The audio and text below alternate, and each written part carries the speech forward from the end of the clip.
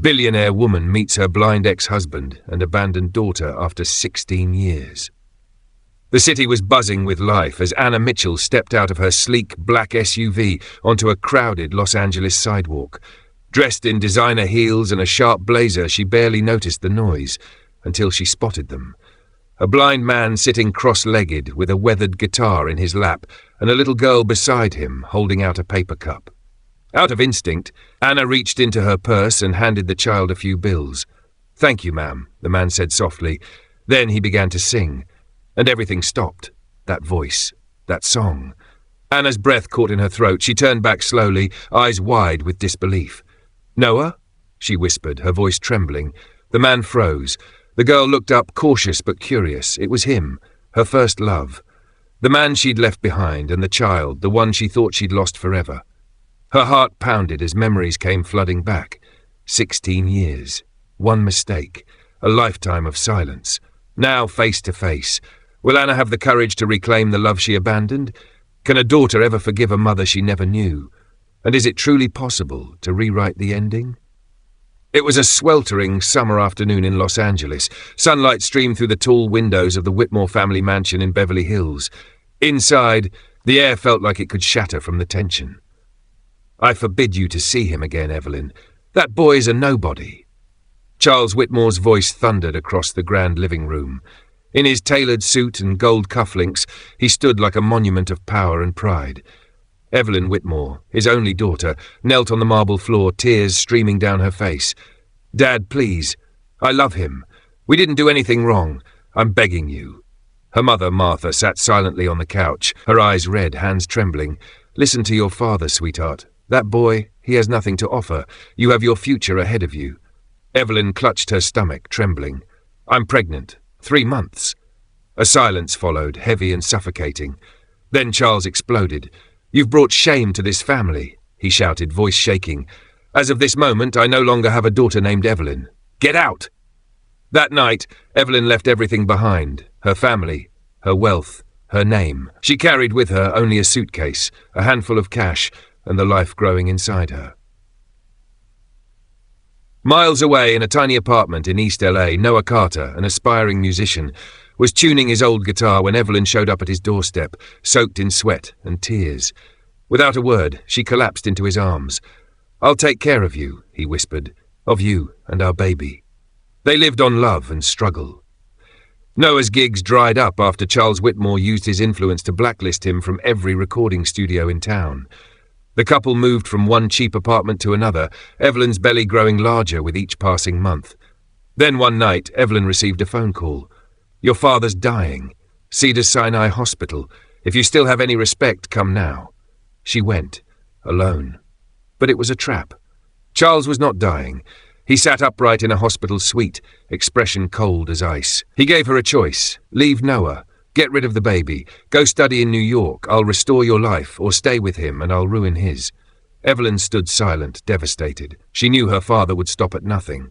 If she stayed, Noah would lose everything, and the child might never be safe. That night, Evelyn vanished.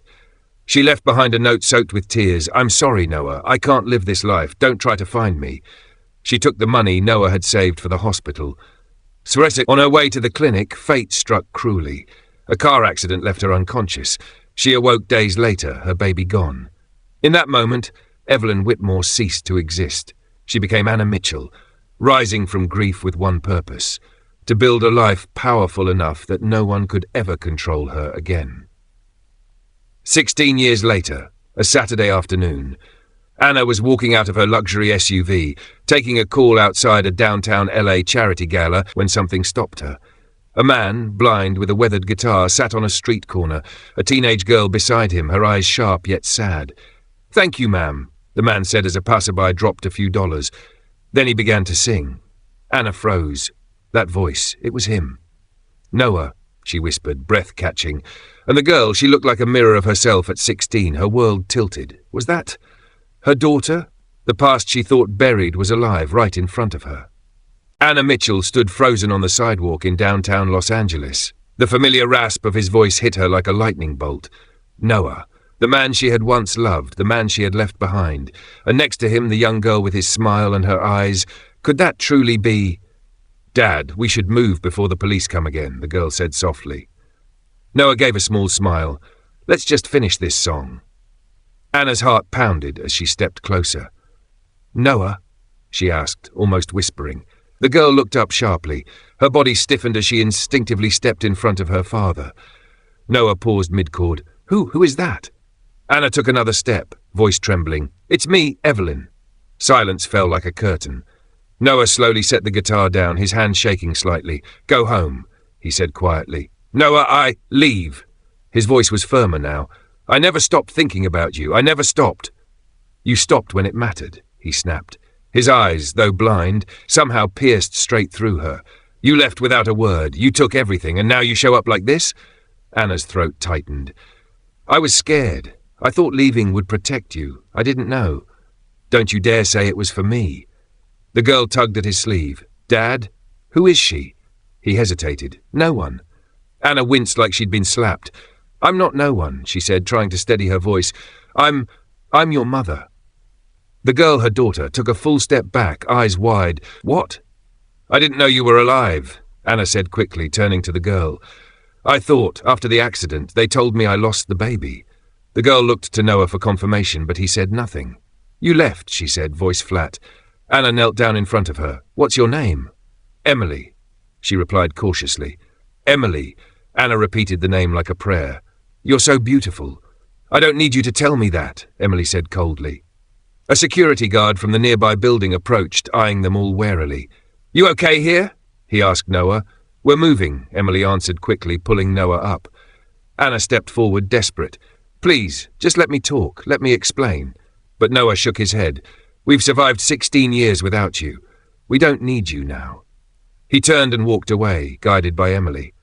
Anna stood alone, her hands still stretched toward them, her body trembling. That night she couldn't sleep. She lay awake in her penthouse suite, surrounded by success, but feeling more hollow than ever. She scoured every memory, every word, every moment, wondering if she had imagined the love, the pain, the betrayal. Noah was alive. And Emily? Her daughter had survived.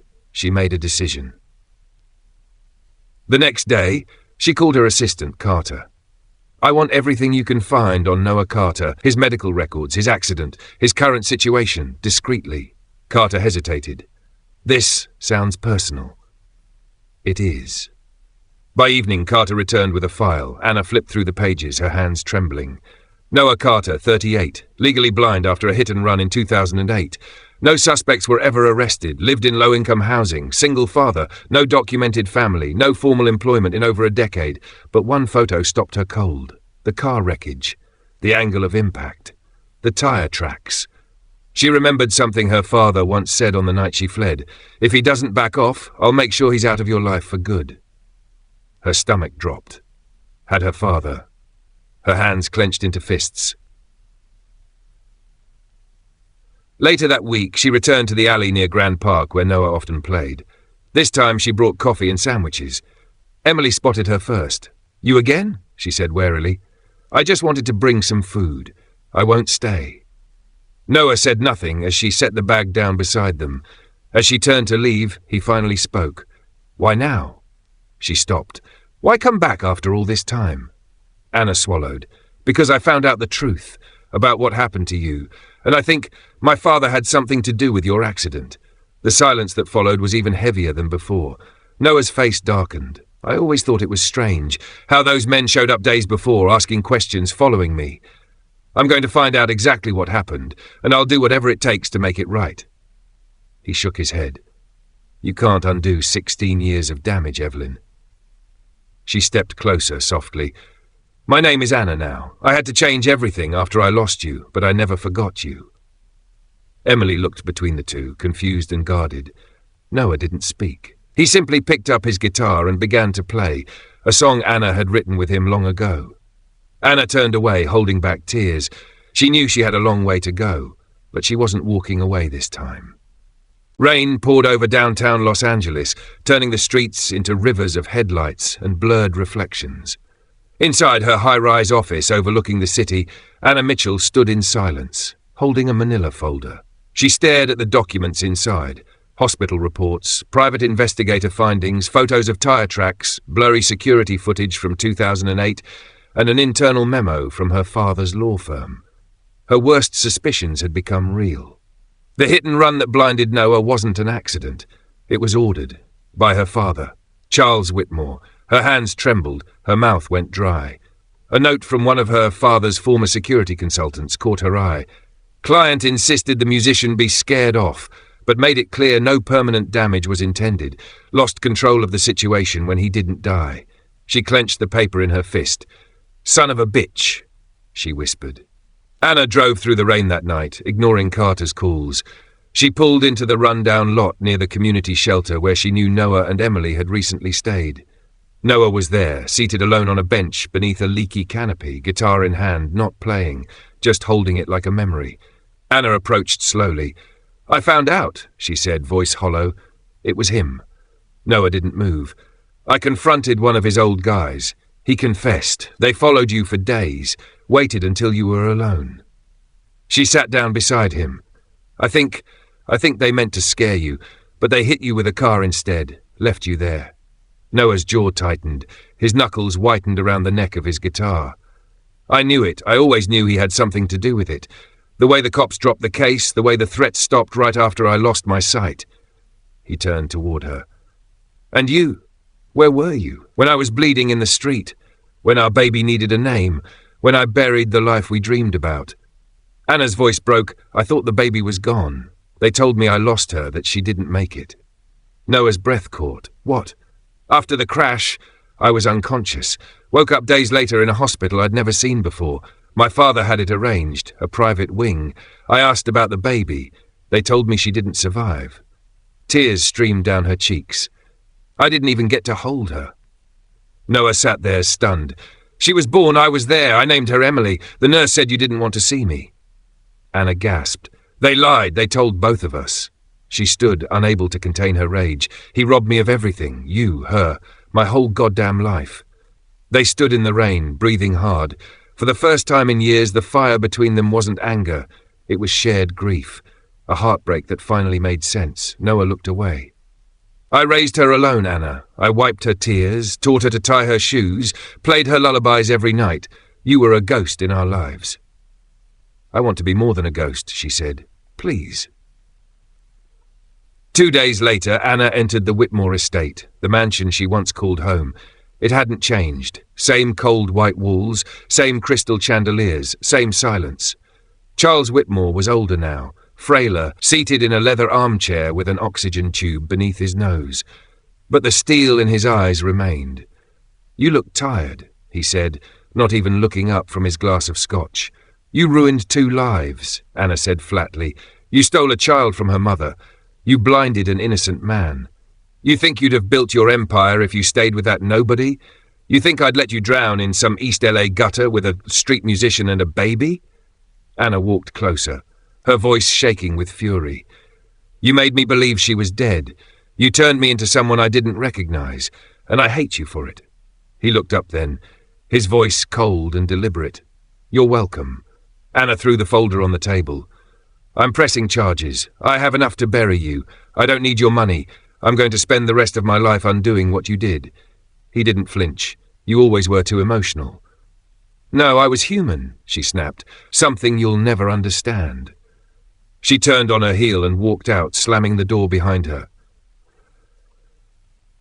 Back at the shelter, Emily watched as her father packed his guitar.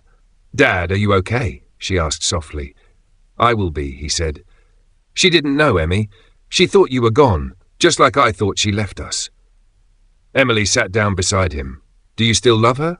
Noah paused. "I never stopped." She leaned her head against his shoulder. "Then maybe it's time we all stop running." The afternoon sun cast long shadows across the community park in Echo Park, where families played and joggers ran past with headphones on. On a quiet bench near the pond, Noah sat beside Emily, his cane resting across his lap. Anna approached slowly, clutching a paper bag of takeout from their favorite taco stand back in the day. Noah's favorite. Her steps were hesitant, but her heart beat loud in her ears. "Hey," she said, her voice soft. "I brought lunch." Noah didn't answer right away, but Emily glanced at him, then back at Anna. "We already ate," she said curtly. Anna set the bag down anyway, forcing a smile. "You might want a snack later." Silence hung between them like heavy fog. Anna finally broke it. "I filed the paperwork. The private investigator, the testimony, the evidence. It's all been turned in. The DA's office says they'll reopen the case." Noah nodded once. "He won't see jail time. Guys like that never do." "I know, but the truth matters." He finally turned his head toward her.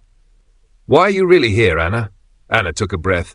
"Because I want to be part of Emily's life, if she'll let me, and because I never stopped loving you. I just got lost." Emily stood abruptly. "You want to be part of my life now? After 16 years? Anna reached for her, but Emily stepped back. "I grew up watching my dad play in the rain to put food on the table. I watched him go blind, lose jobs, and never stop loving someone who just disappeared," she said, voice cracking. "You don't get to walk back in like a movie character and expect us to smile." "I don't expect anything," Anna said, tears welling in her eyes. "But I'll keep showing up, every day if I have to, because I want to earn it." Emily blinked fast, the anger softening just slightly. "I don't even know you," she whispered. "Then let's start there," Anna said. "Hi, I'm Anna. I bake when I'm stressed. I can't parallel park to save my life, and I've been dreaming of hearing your voice since the day I thought you were gone." Emily looked at Noah, torn. He finally spoke. "She made a mistake, Em, a big one, but I've made mistakes too." His hand found Anna's. "She was forced into a corner. She thought she lost you. I thought she betrayed me, but maybe we all got played." Emily's eyes welled with tears. "Do you want her back?" Noah turned his face toward Anna, blind eyes shimmering. "I never stopped."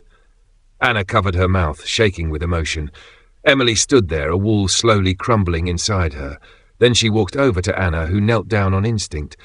Emily placed a hand on Anna's shoulder. "You don't have to bake, just stay." Anna smiled through tears. "I will, as long as you'll have me." Later that week, in a small recording studio funded by a community art grant, Noah sat before a mic, guitar in hand, headphones over his ears. Outside the soundproof glass, Anna and Emily watched as he played the first notes of his new song. It was called Begin Again. His voice rang out, raw, powerful, and aching. "We broke, we burned, we bled, but I still remember the way you said you'd come back if you ever could, and here we are building love from wood." Tears slipped down Anna's cheeks. Emily leaned her head on her shoulder. For the first time in years, as if they weren't three broken pieces, they were a family. Spring arrived early in Los Angeles that year. The city bloomed under soft light and cooler winds, and in a quiet corner of Silver Lake, a new beginning took root. Anna Mitchell stood outside a modest craftsman-style home, carrying 2 cups of coffee. Inside, laughter echoed from the kitchen. Emily was trying and failing to flip pancakes, while Noah called out cooking instructions like a game show host. "No, not yet. Wait for the bubbles, Emmy." "Dad, your pancakes always look like tortillas." Anna walked in, grinning. "She's not wrong." Noah turned toward her voice, smiling. "You brought the real fuel. 2 oat milk lattes, just the way you like it." She placed them on the counter. Emily held up a half-burnt pancake. "Okay, we're having cereal instead." They laughed together, a sound none of them had heard in this house before. It wasn't perfect, and it didn't erase the years they lost, but it was something new. It was theirs. Later that week, they gathered at a small outdoor event in Griffith Park, where Noah was set to perform in a community music showcase. It wasn't a stadium or a sold-out club. It was just a grassy lawn, a few picnic blankets and folding chairs, but it was more than enough. Emily stood by the portable stage, clutching a binder of lyrics she had helped organize. She looked at Anna. "You nervous?" Anna asked. Emily shrugged. "A little, but mostly excited." Anna smiled. "He's going to do great." When Noah stepped up to the mic, a hush fell over the crowd. He adjusted his guitar strap, took a deep breath, and nodded toward where Anna and Emily sat under a tree, side by side. "This next song," he said, "is about second chances, and knowing that even if it takes 16 years, it's never too late to come home." He strummed the first chord of Emily's song, one he had written only weeks earlier. "She came from a storm I thought I'd never survive, woke me from the silence, brought me back to life, eyes like memories, voice like the sun. My daughter, my future, my only one." Tears streamed down Anna's cheeks. Emily leaned against her, fingers laced through her mother's. They didn't say a word. They didn't need to. Noah's voice filled the air, stronger than it had been in years. That night, as they walked back to their car under a sky scattered with stars, Emily said quietly, "You know, when I was little, I used to dream about my mom." Anna glanced over, holding her breath. I'd picture what she looked like, what she'd say. Sometimes I imagined she was a spy or a singer or a queen who had to go away to protect me. She turned to Anna, eyes shimmering. "I'm glad it's you, even if it took a long time." Anna stopped, pulled Emily into a hug. "I'm glad it's you too," she whispered. "And I'll never let you go again." Noah caught up to them, folding his cane and resting his hand gently on Anna's back. "So," he said, smiling, "where to next?" Anna looked at him, at the man who never gave up, at the daughter who had more courage than anyone she'd known, and smiled. Home. Home. Epilogue. 1 year later, a letter was delivered to Anna Mitchell's office at a non-profit she had co-founded with Noah, the Second Verse Foundation, dedicated to supporting single parents and formerly incarcerated artists. The letter came from the DA's office. Charles Whitmore had pled guilty to obstruction and conspiracy. He would serve a 2-year sentence. Anna folded the letter, placed it in a drawer, and closed it, for good. Outside her window, Emily was helping Noah rehearse a new song. The sun lit up their faces. Her past didn't define her anymore. Her future was already singing its first notes.